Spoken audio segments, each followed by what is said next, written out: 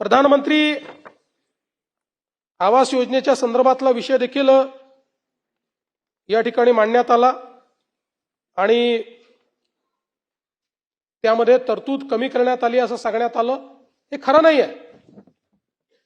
प्रधानमंत्री आवास योजनेमध्ये आपली जी तरतूद आहे ती तरतूद आपण वाढवलेली आहे आणि एकूण आपण जर विचार केला तर 14,300 कोटी रुपयाची तरतूद आपण केलेली आहे प्रधानमंत्री आवास योजनेमध्ये. आणि आता याच्यामध्ये विशेषतः प्रधानमंत्री आवास योजना ग्रामीण आपण बघा 2022 पर्यंत सर्वांना घरे अशा प्रकारची जी घोषणा होती ती घोषणा कशावर आधारित होती? ती होती 2011च्या 12च्या एससीसीसी सेन्ससवर.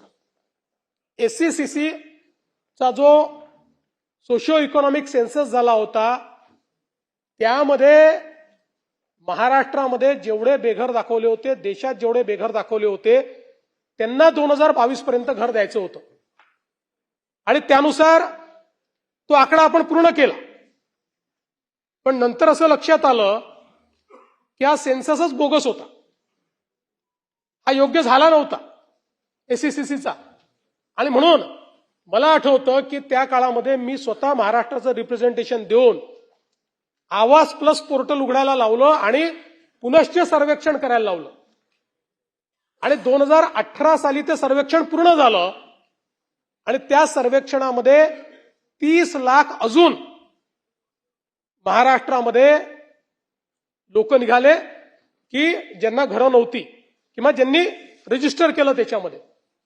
आणि मग केंद्र सरकारला आपण ही विनंती केली मागच्या वर्षी आणि मला सांगताना आनंद वाटतो एका वर्षात केंद्र सरकारने महाराष्ट्राला 30 लाख घरं मंजूर केली.